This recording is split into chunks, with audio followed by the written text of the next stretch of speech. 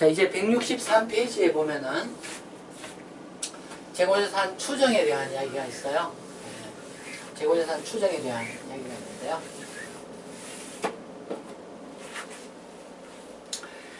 163페이지에 보면은 1. 매출 총이익률법이라는 게 있어요. 매출 총이익률법. 그래서 화재나 도난 등 부득이한 경우에는 매출 총이익률을 사용하여 단기 매출원가와 기말 재고자산 금액을 추정할 수 있다. 매출 총이익률법은 재고자산 추정을 위한 방법으로서 재무보고 목적으로 사용되는 방법은 아니다. 그래서 기준서에는 IFRS 기준서에는 매출 총이익률법이라는 게 없어요. 근데 매출 총이익률법이 어찌 보면 회계의 상식이기 때문에 기준서에 없는 내용임에도 불구하고 이게 시험에 나오고요. 그리고 이게 매출 총이익률법이 기준서에 언급되고 있는 방법이 아니기 때문에 매출 총이익률법에 의해서 회계 처리하면은 그 회계 처리는 잘못된 거예요. 그래서 매출 총이익률법은 화재나 도난 등 장부가 없어서 부득이 어떤 그 뭐 추정을 해야 되는 그런 경우에만 그런 아주 제한적인 화재나 도난 뭐 기업이 뭐 창업하고 나면 한 30년 동안 한 번 있을까 말까 한 그런 경우에만 매출 총이익률법이 사용된다. 이런 이야기 할 수 있겠고요. 매출 총이익률법은 어떻게 적용하는 거냐 하면은 주어지는 정보가 기초 재고 원가가 있고 그 다음에 단기 매입에 대한 원가가 있어요. 그래서 기초 재고와 단기 매입이 있으면 그게 재고자산 인풋이죠. 인풋인데 이게 이제 뭐 매출원가나 기말 재고 이렇게 배분돼야 되는데 불이 나가지고 그 장부가 다 소실됐다. 그래서 매출원가를 추정해야 된다. 다행히 매출에 대한 정보는 우리가 뭐 세무서에 신고한 자료도 있고 해가지고 매출은 알 수 있다. 그런 경우에 단기 매출원가가 얼마고 기말 재고가 얼마고 그걸 추정해보자. 그런 이야기예요. 그래서 단기 매출을 알고 있다면은 원가율을 곱해서 매출원가를 추정할 수 있겠죠. 그래서 뭐 원가율, 뭐 과거 원가율이 얼마다 이런 식의 원가율 자료를 활용해서 매출액에 곱하면은 추정 매출원가를 구할 수 있고요. 정확한 건 아니겠지만은 추정 매출원가를 구할 수 있겠고요. 단기 그 재고자산 인풋 금액 계에서 추정 매출원가 요 금액을 차감하면은 나머지 금액이 추정 기말 재고 금액, 소실 불타서 없어진 금액이다. 이런 이야기를 할 수 있다는 거예요. 그래서 매출 총이익률법은 CGS를 먼저 구하고 기말 재고 금액을 그 다음 순서로 잔액으로 구한다. 이런 특징이 있고요. 요 뒤에 나오는 소매재고법은 순서가 반대예요. 기말 재고를 먼저 구하고 CGS를 나중에 구하는. 그래서 먼저 등장하는 매출 총이익법이 CGS를 먼저 구하는 그런 특징이 있어요. 163페이지에 보면은요, 그 아래쪽에 용어 해가지고 매출 총이익이라는 말은 매출에 매출원가를 차감한 거죠. 매출은 그냥 매출이라고 쓰는 경우도 있고 또 금액이라는 의미로 매출액 이런 용어를 쓰기도 해요. 자, 매출이익률은 매출액에 매출원가를 차감하면 매출 총이익이죠. 이거를 매출액으로 나누면 돼요. 그래서 이거를 다시 정리하면 1 빼기 매출원가율 이렇게 이야기하고 할 수 있어요. 매출원가율은 매출원가를 매출액으로 나눈 거고요. 그 두 번째 식에서 매출액 빼기 매출원가 이거를 매출액으로 나눈다. 이걸 각각 나누면은 매출액 나누기 매출액 이건 1이 될 거고 매출원가 나누기 매출액은 매출원가율인 거죠. 그래서 두 번째 식이 성립하는 거죠.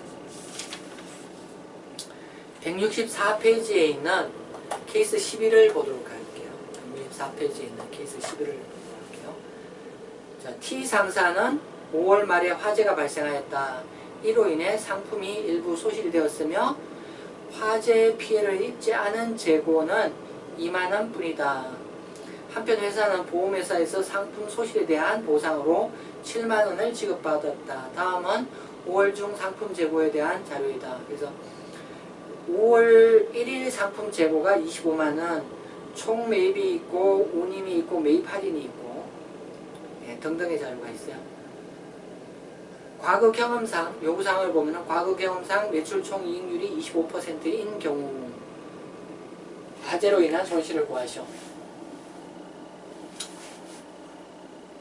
매출 이익률이 25%다. 자, 매출 이익률이 25%다. 이 말을 조심해야 돼요.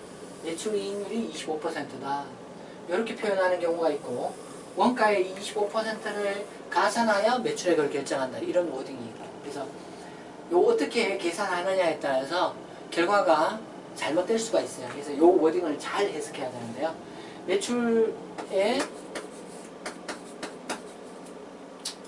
매출에다가 CGS를 차감하면은 그게 매출 총이익이죠.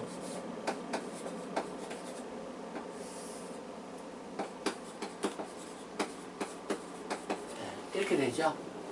매출 이익률이 25%다. 이 말은 매출 이익률이 25%다. 이 말은 이익이 25고 매출 이익률이 25%가 되기 위해서는 매출분의 매출 총이익이 25니까 매출이 100 이렇게 돼야 되겠죠.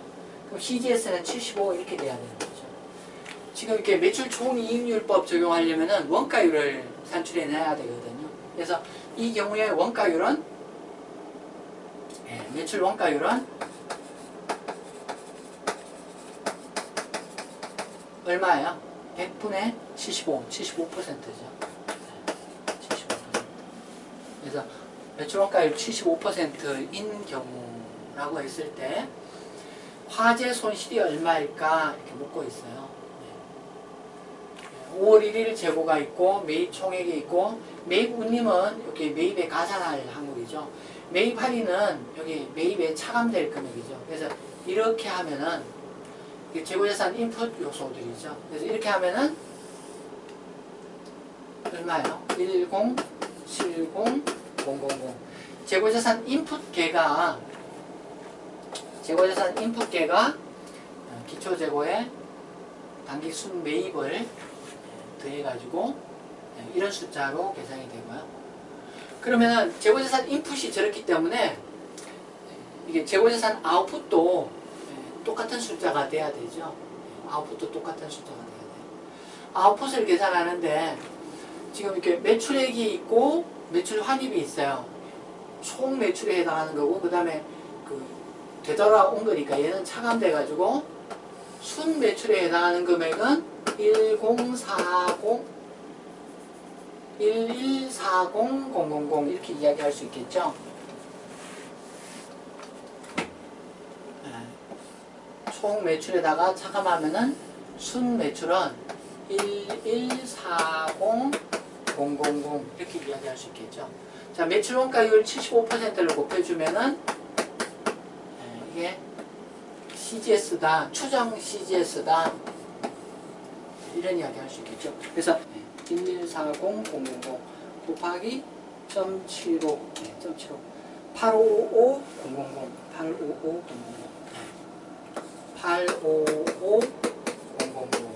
CGS가 이렇게 되고요.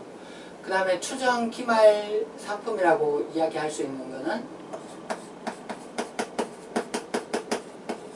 어떻게 구할 수 있을까요?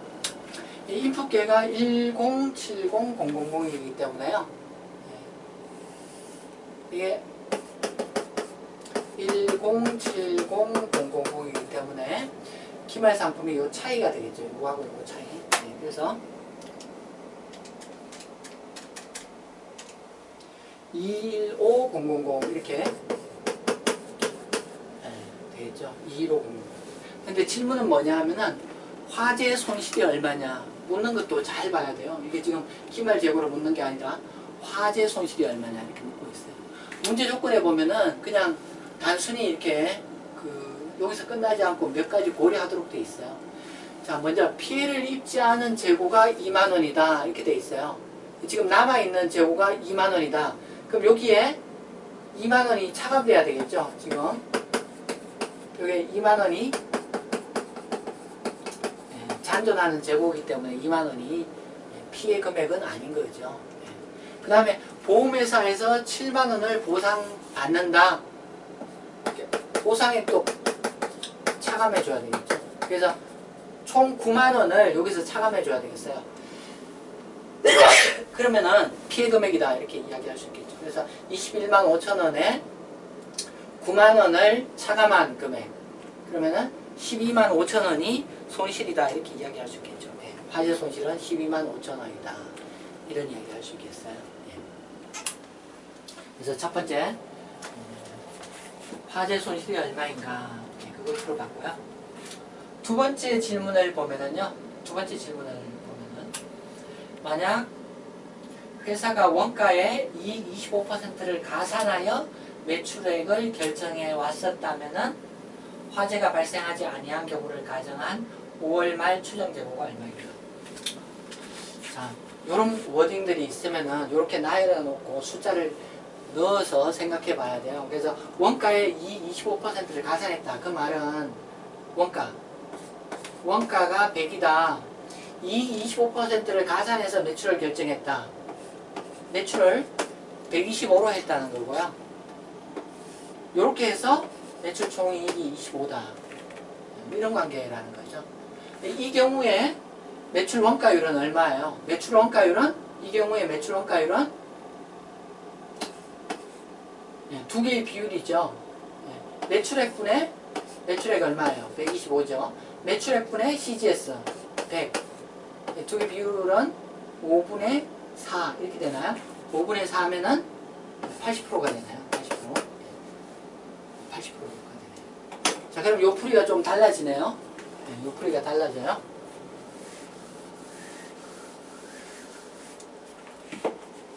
어떻게 달라지는지 보면은 좀 전에는 75% 곱했는데 이번에는 80%를 곱해줘야 되겠네요. 그래서 80%를 1140에 곱해주면은 912 이렇게 되고요.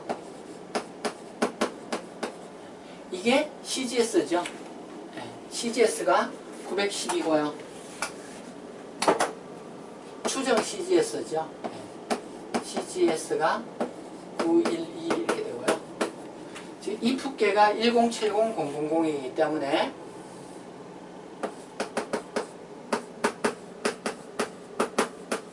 나머지가 추정 기말 상품이에요. 나머지가 추정 기말 상품이에요. 그래서 912하고 1070의 차이가 158000인데요.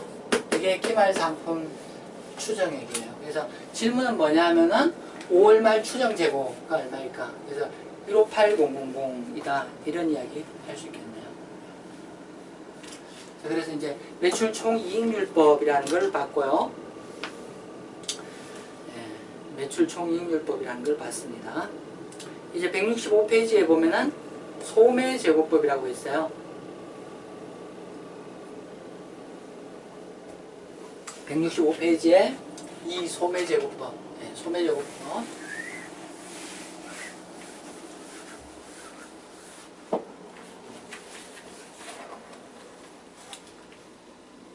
(165페이지에) 소매제고법. 소매제고법이 실제로 사용되는데요. 월마트나 까르푸의 재무제표 주석을 보면은 자기들이 소매제고법을 적용하고 있다 이렇게 쓰고 있고요. 근데 소매제고법 이게 이제 기준서에 보면은 소매제고법을 적용할 수 있는 조건에 대해서 이야기하고 있어요. 거기 165페이지 중간에 동그라미가 있어요. 그 동그라미에 줄을 치도록 할게요. 기준서에 소매제고법을 사용할 수 있는 조건에 대해서 이야기하는데, 자, 소매제고법은 이익률이 유사하고 품종 변화가 심한 다품종 상품을 취급하는 유통업에서 실무적으로 다른 원가 책정법을 사용할 수 없는 경우에 사용한다 이렇게 되어 있어요. 그래서 전제 조건이 뭐냐 하면은 이익률이 유사해야 된다. 그 다음에 품종 변화가 심한 다품종 상품을 취급해야 된다. 다른 원가 측정 방법을 사용할 수 없어야 된다. 이런 세 가지 조건이 있어요. 그래서 다른 원가 측정 방법, 가령 뭐 선입선출법이다, 개별법이다 이런 방법을 적용할 수 있으면 그 방법을 적용해야 되고요. 자, 우리 회사는 아이템이 너무 자주 바뀌고 너무 품목이 많아서 그거 일일이 기록하는 게 너무 어렵다 이렇게 주장할 수 있는 그런 경우에만 적용할 수 있어요. 자, 그래서 이제 소매제고법을 한번 보면은요, 대략적으로 어떤 방법이냐 하면은, 자, 여기 이제 그림을 한번 보시면은, 이게 이제 그 책 166페이지에 있는 거하고 똑같은 건데요. 여기 이제 상품의 인풋 요소들이 있어요. 기초 재고, 단기 매입과 관련된 정보, 그 다음에 상품의 아웃풋과 관련된 내용들이 있어요. 근데 이게 좀 앞에서 설명한 그하고는 약간 다르게 지금 그림을 그리고 있죠.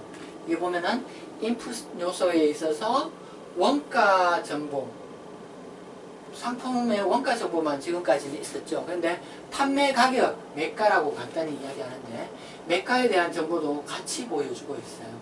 그래서 상품의 인풋 요소의 원가 정보, 기초 재고의 원가가 100원이다. 이게 판매 가격으로는 150원이다. 단기 총 매입액이 510원이다. 이게 매가 기준으로는 850원이다.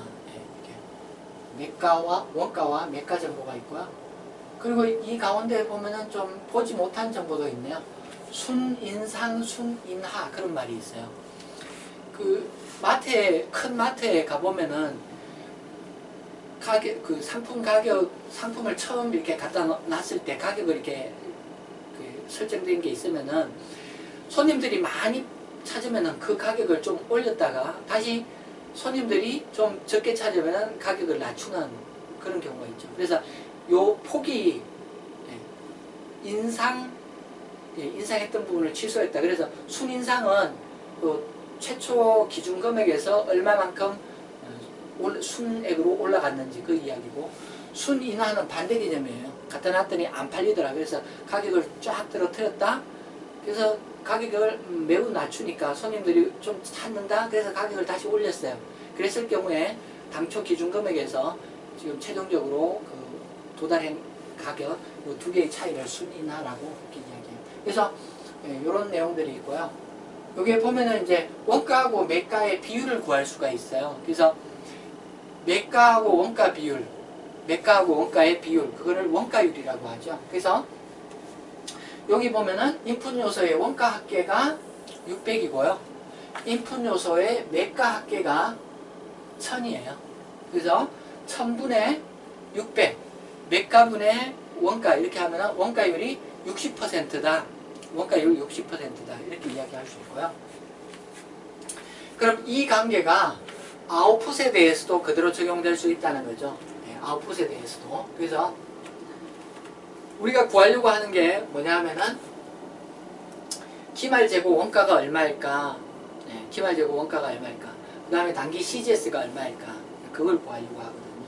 그래서 자, 아웃풋 요소에 매가 정보들이 있을 거예요. 매가 정보. 그래서 뭐 매출액, 매출 환입, 기타 뭐 마이너스되는 그런 것들이 있겠죠. 그래서 순 매출액이 있고, 여기 상품 인풋에 그 매가 합계가 1000이었기 때문에 상품 아웃풋의 매가도 총 1000이 돼야 맞는 거고요.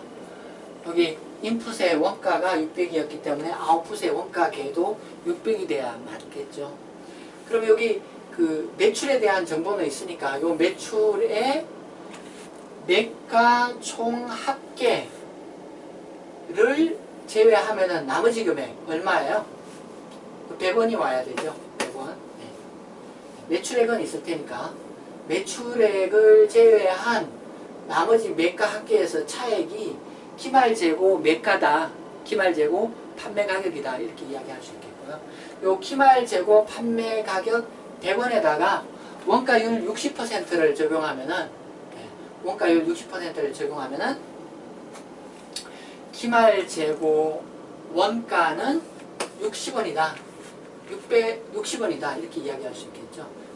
매가가 기말재고 매가가 100원이니까 여기에 원가율 60%를 곱해주면은 기말재고 원가는 60원이다 이렇게 이야기할 수 있겠고, 요게 600원이 되려면은 당기 CGS는 540원이다 이렇게 이야기할 수 있겠죠.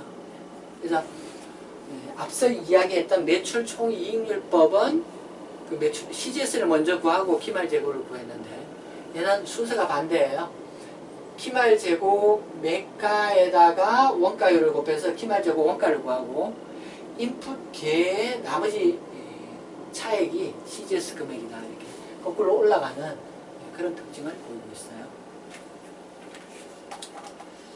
자, 요게 이제 소매제고법 개념이고요.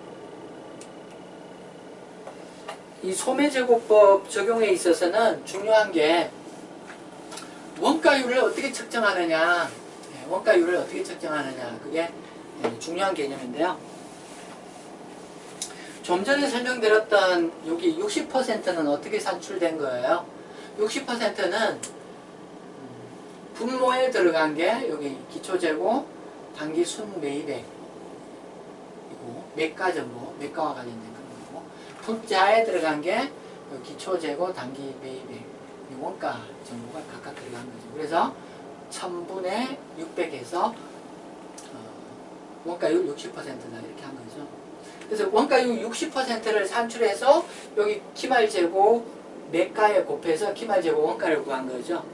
이 이야기는 뭐냐 하면은 이거는 어떤 가정을 하고 있느냐 하면은 요 기말재고가 뭐에 영향을 받느냐 하면은 기초재고에도 영향을 받고 당기 매입에도 영향을 받고 이런 가정을 하고 있어요.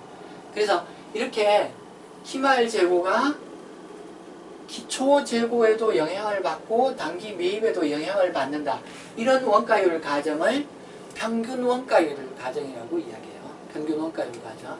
그래서 좀 전에 사용했던 평균 원가에서 원가율, 평균 원가율은 어떤 거냐 하면은 분모에 들어가는 게 기초재고 매가, 그 다음에 당기 매입 매가, 순인상, 순인하 이런 것들이 고려된 거고, 분자에 들어가는 게 기초재고 원가, 그 다음에 당기 매입 원가 이런 것들이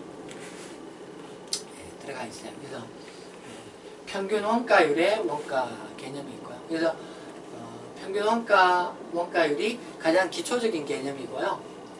그런데 선입선출 원가율이라는 개념이 있어요. 선입선출 원가율은 어떻게 보는 거냐 하면은, 선입선출 원가율은 기말재고를 이야기할 때 기말재고가 어디서 온 거냐라고 했을 때 여기 기초재고는 다 팔려나가고 기말재고는 단기 매입에서 온 거다 그렇게 이야기하면은 그게 선입선출 개념이에요.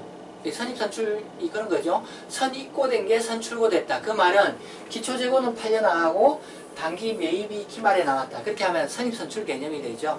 원가율에 그 선입선출 개념을 적용한 거예요. 그래서 선입선출 개념이 적용되려면은 여기 평균 원가에서 어떤 점이 추가로 고려되어야 되느냐 하면은 여기 기초재고 부분을 삭제하면은 두 개 비교해 보아요. 두 개를 비교해 보면은 차이가 있는데 뭐가 차이 나느냐 하면은 요거하고 요게 지금 여기는 없죠. 각각 없죠. 그래서 이 선입선출 원가율은 기초재고는 단기에 팔려나갔고 기말재고는 단기 매입한 것 가운데 기말재고를 이루고 있다. 그래서 원가율을 어떻게 상정하느냐?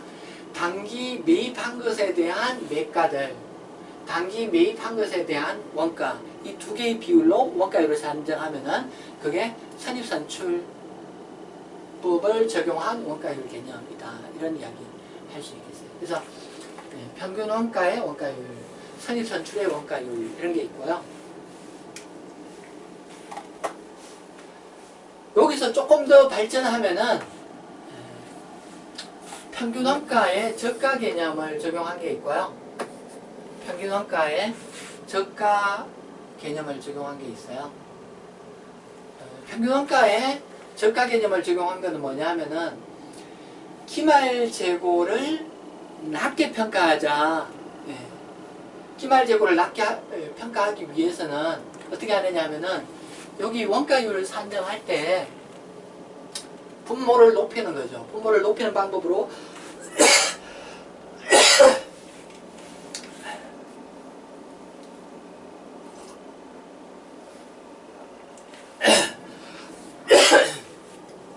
자, 이 원가율을 높이는 방법으로 순인하는 원가율을 계산할 때 고려하지 않는 거예요. 그래서 여기 원가율을 제하고 순인하를 제하고 이렇게 계산을 해줘요. 네. 이렇게 볼 때 보면 이 두 개를 비교해 보면은 여기 순인하가 없어요. 그래서 평균 원가를 저가 개념으로 적용하는 게 있어요. 이게 이제 원가율을 높이는 방법인데 어떻게 높이느냐? 순인하를 원가율을 낮추는 건데 어떻게 낮추느냐? 순인하를 여기 제외함으로써 순인상까지만 고려함으로써 분모 금액을 높이고 분모 금액이 높아져서 원가율이 다운되는 거예요. 그러니까 이 원가율을 기말재고 매가에 적용하면 기말재고 금액이 다운되는 기말 BS 금액을 낮추는 그게 이제 저가 개념이에요.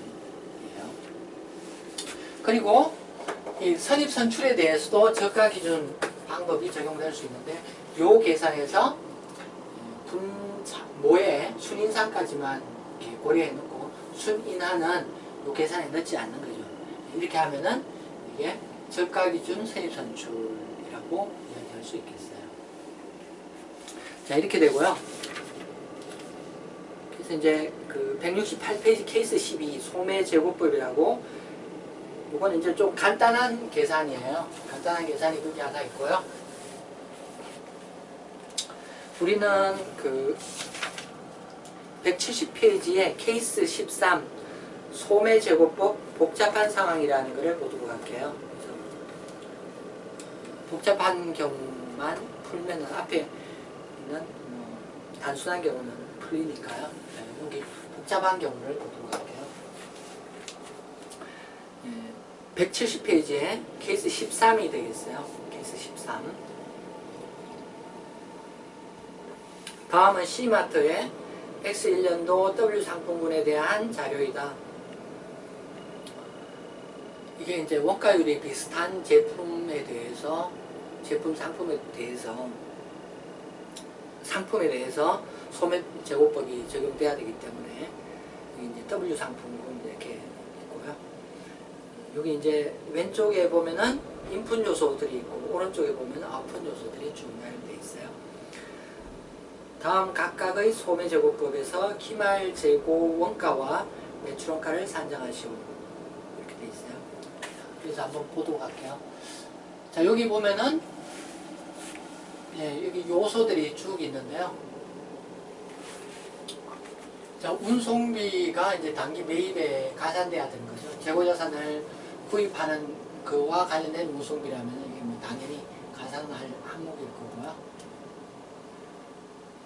매입 환출은 이게 지금 그 사왔던 거 돌려보내는 거죠. 그러니까 여기 위에 숫자들에 차감돼야 될 거고요. 순인상 있고 순인하는 게 차감돼야 되겠죠. 그래서 이렇게 인풋 요소들이 계산이 돼야 될 거고요. 오른쪽에 보면은 매출액, 매출 환입을 차감해야지 순매출액이 되겠죠. 그 다음에 이제 종업 할인 정상 파손 있는데, 그 다음에 여기 이제 비정상 파손이라는 것도 보이네요. 그래서 요 세 개는 앞에서 우리가 보지 못했던 건데요. 먼저 여기 비정상 파손부터 생각해 보도록 하죠. 자, 재고자산 인풋 요소가 있는데요. 이제 기초 상품도 있고, 그 다음에 이제 단기 매입도 있고, 이게 인풋이죠. 네, 이 인풋이 이제 여러 가지로 배분될 수 있죠. 인풋이 아웃풋이 되는데, 이게 이제 CGS가 되기도 하고, 그 다음에 이제 기말 상품이 되기도 하고, 비정상 파손이 일어나면 이건 어떻게 처리돼야 되느냐? 이거는 별도의 비용으로 인식돼야 되겠어요. 별도 비용. 비정상 파손은 별도 비용 돼야 돼요. 별도 비용. 별도의 비용으로 인식돼야 되겠죠. 근데 이렇게 회계 처리해야 되는데 지금 이제 여기 비정상 파손을 어떻게 회계 처리할 것인가가 질문이 아니고, 이 질문은 뭐냐 하면은 기말 재고와 매출 원가를 소매제고법에 의해서 요 두 개 항목을 산출해라를 묻고 있어요. 그래서 요 별도 비용 얼마 처리돼야 될 건가? 5,500원이 별도 비용 처리돼야 된다. 이렇게 이야기할 수 있는데 질문은 그게 아니고 소매제고법에 의해서 이 두 개의 아웃풋 요소를 계산해라 이렇게 돼 있어요. 그래서 비정상 파손은 어떻게 하느냐 하면은 비정상 파손이 없던 것처럼 비정상 파손을 제외하고 원가율에 고려를 하면 되겠어요. 그래서 제외하기 위해서 지금 이게 이쪽이 인풋이고 이쪽이 아웃풋이죠. 그래서 양쪽이 이퀄일 텐데 이 왼쪽하고 오른쪽에서 비정상 파손을 각각 차감해줘요. 양쪽에서 각각 비정상 파손을 차감해주면 어떻게 되냐면은 이게 삭제될 거고요. 그 다음에 여기 왼쪽에서도 비정상 파손을 차감해줘요. 그래서 비정상 파손이라는 거, 그 다음에 이제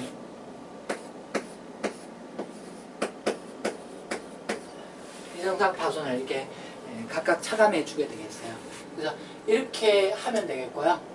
그래서 이렇게 하면 되는데 요거 이제 인풋들을 다 이렇게 해서 원가 인풋 원가 금액을 구하면 이게 45600 이걸 다 합하면은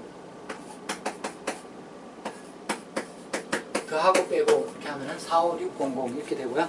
그 다음에 매가는 80300 이렇게 되고요. 그래서 비정상 파손은 별도의 비용으로 처리돼야 되고, 소매제고법에서는 원가율 산정해서 이게 원가율에 영향을 미치지 않도록 하기 위해서 양면에서 차감해 준다. 이렇게 되면 오른쪽에 비정상 파손이 없어지고 왼쪽에서는 이렇게 차감되는 모양으로 나온다. 이렇게 되고요. 그 다음에 여기 이제 종업원 할인 정상 파손이 있는데요. 종업원 할인하고 정상 파손은 이게 이제 영업의 한 과정으로 보거든요. 우리 그 원가 회계를 배우면은 거기 공손이라는 게 있어요. 공손. 공정의 과정에 분량이 나는 거죠. 그래서 공정의 과정에 사람이나 기계가 완벽할 수 없기 때문에 항상 그 공장에서는 그 생산량의 일정한 가령 5%까지 예를 들면은 5%까지는 분량을 허용한다, 또는 1%까지는 분량을 허용한다, 이런 지침이 있어요. 그게 정상공손이라는 거고요. 그럼 정상공손을 어떻게 회계 처리하느냐? 정상공손은 그게 제품 원가를 구성하는 걸로 봐요. 제품 원가를 구성하는 걸로 봐요. 그래서 원가 회계를 배우면 그런 개념이 있는데요. 여기서도 마찬가지예요. 종업원 할인, 이게 종업원한테 디스카운트를 얼마 해줬다, 그런 거고요. 그 다음에 이렇게 팔다 보면은 얼마치는 깨진다, 정상파손이 그런 거죠. 그래서 이런 부분은 영업의 한 과정으로 봐요. 그래서 이게 어떻게 회계 처리되도록 하느냐? 이렇게 매출액과 마찬가지로 이렇게 매출액이 최종적으로 이제 매출원가가 계산돼야 되죠. 그래서 얘들도 매출원가가 계산되도록 해야 돼요. 그렇게 하려면 어떻게 해야 되느냐? 요 매출액하고 나란히 종업원 할인, 정상파손 이렇게 두는 거예요. 이렇게 두고, 이렇게 두고 나머지를 가지고 계산하는 거죠. 그래서 이렇게 했을 때 여기 얘가 원가가 45600, 아웃풋에서도 기말재고 이렇게 원가하고 CGS가 요 같은 금액이 돼야 되고, 그 다음에 매가도 왼쪽하고 같은 합계가 나와야 되죠. 그래서 기말재고를 먼저 보면은 기말재고는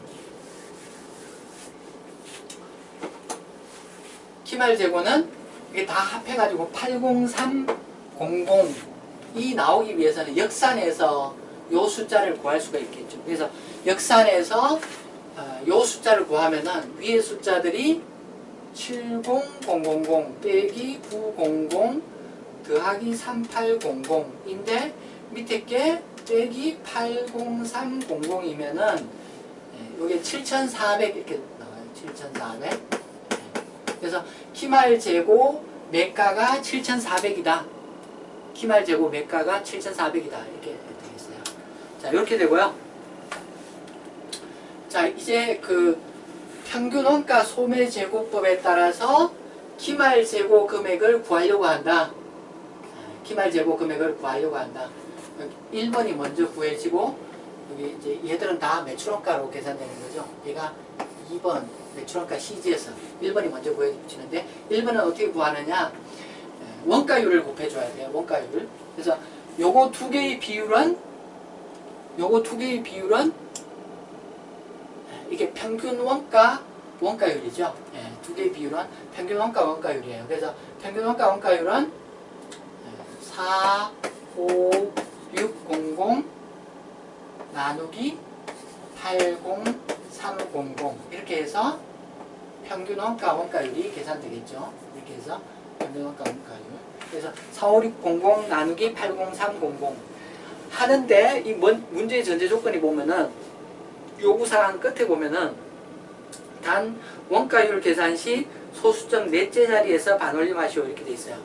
소수점 넷째 자리에서 반올림하면은 소수점 셋째 자리까지 나타나고 퍼센테이지로 하면은 퍼센테이지의 첫 번째 자리 뒤에 점 뒤에 첫 번째 자리까지 표시되는 거죠. 그래서 이게 뭐 반올림해서 56.8% 이렇게 돼요. 56.8% 56.8% 이렇게 계산이 돼요. 그래서 이 56.8%를 여기에 56.8% 이렇게 하면은 요 1번이 계산되겠죠. 1번. 그래서 가령 이제 여기 1번 기말 재고가 얼마냐?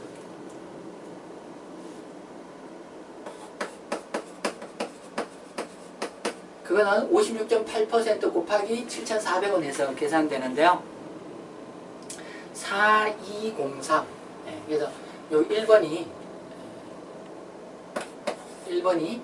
4203 이렇게 계산이 되겠어요. 그래서 얘가 4203이면은 45600하고의 차이가 CGS가 되겠죠. 그래서 2번 CGS는 얼마냐?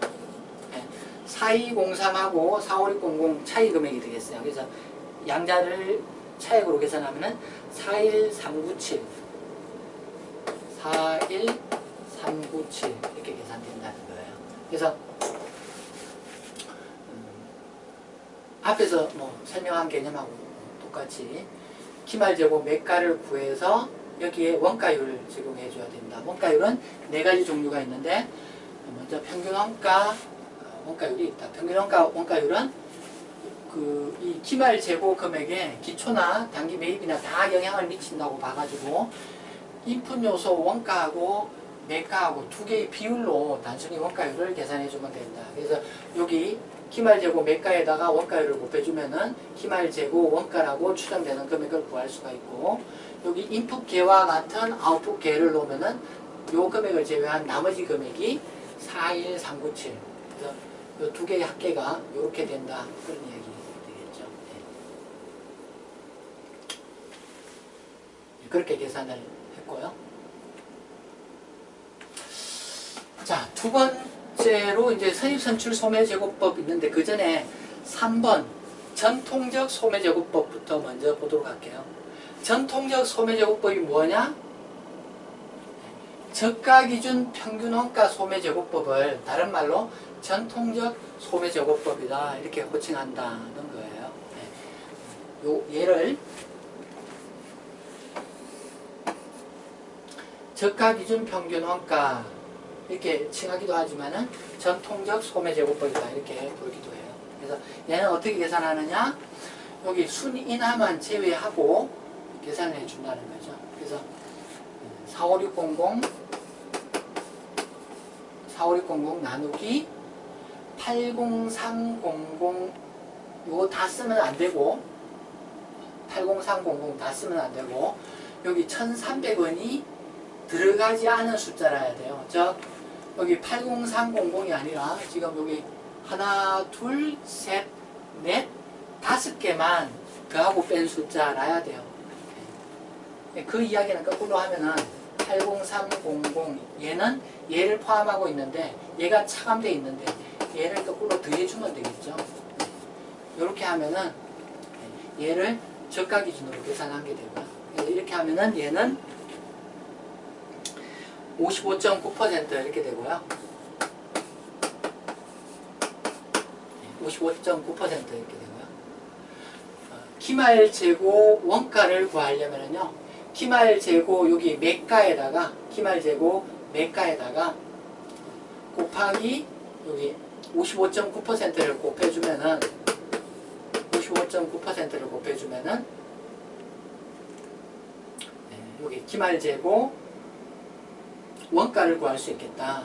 전통적 소매 제고법에 의한 기말 제고 금액을 구할 수 있겠다. 그렇게 구하면은 요 금액 곱하기 이렇게 빨간색 이렇게 하면 이게 4137 이렇게 되고요.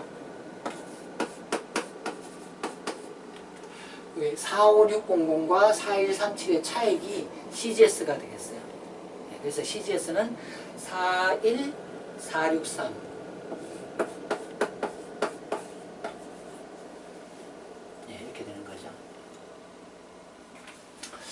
자, 그 다음에 이제 여기 2번을 볼까요? 2번은 보면은 선입선출 소매제고법에 대해서 이야기하고 있어요. 그래서 선입선출 소매제고법은 여기 이제 기초재고는 생각하지 말고 나머지만 가지고 구하는 거죠.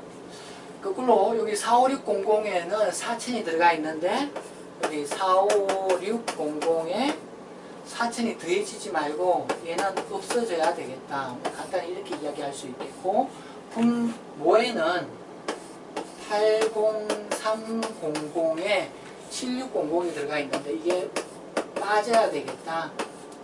이 비율을 구할 수 있겠죠. 그래서 이렇게 하면은 이게 57.2%가 57.2%다. 그래서 이게 57.2%를 여기 기말재고 매가에다가 곱해주면은 기말재고 원가를 구할 수 있고 요 금액하고 차이로 CGS 금액을 구할 수 있다. 그죠? 그 다음에 여기 마지막에 저가기준 선입선출 소매제고법. 저가기준 선입선출 소매제고법은 지금 이게 이제 선입선출법에서 이렇게 오는 거죠. 그래서 선입선출법 계산할 때 45600 빼기 4000 분자는 이렇게 했고 분모는 80300 빼기 7600 이렇게 있는데 여기 1300이 마이너스 된 숫자죠. 그래서 다시 여기 1300을 더해주면 되겠죠. 이렇게 하면 얘가 56.2%다. 56.2%다. 그래서 56.2% 기말재고 매가에다가 56.2%를 곱해주면은 기말재고 원가 요 금액하고 차이 나머지가 CGS다. 이런 이야기 할 수 있겠죠. 좀 전에 설명했던 그 가운데 여기 이제 종업원 할인 정상 파손 부분 지금 여기다가 매출액하고 나란히 이렇게 놓으면 결과적으로 어떻게 되나요? 결과적으로 기말재고 매가가 요게 감안이 돼가지고 더 낮은 금액으로 계산이 되고 기말재고와 관련해서 원가율을 곱해주면은 여기 나머지 금액이 다 매출원가다 이렇게 되는데 결국은 요 두 개가 있음으로써 요 두 개가 매출액하고 같이 여기 CGS를 구성하는 항목이 되는 거죠. CGS를 구성하는 항목이 되죠. 만약 실수로 얘를 제외했다, 얘를 여기에 넣지 않는다 이렇게 하면 어떻게 돼요? 실수로 이렇게 넣지 않으면은 기말재고 매가가 높아지고 그래서 기말재고 원가도 커지고 그로 인해서 얘가 커지는 만큼 CGS가 낮아지는 그런 결과가 돼요. 그래서 종업원 할인 정상 파손은 매출액하고 같은 어깨를 나란히 하는 그런 회계 처리를 위해서 매출액 밑에 나란히 놓는다. 그렇게 하면은 매출액이 CGS 되듯이 요 종업원 할인이나 정상 파손도 CGS로 회계 처리된다. 이렇게 기억을 하시면 되겠어요. 네, 여기까지 해서 제4장 재고자산에 대한 회계 처리를 마치도록 하겠습니다. 하겠습니다.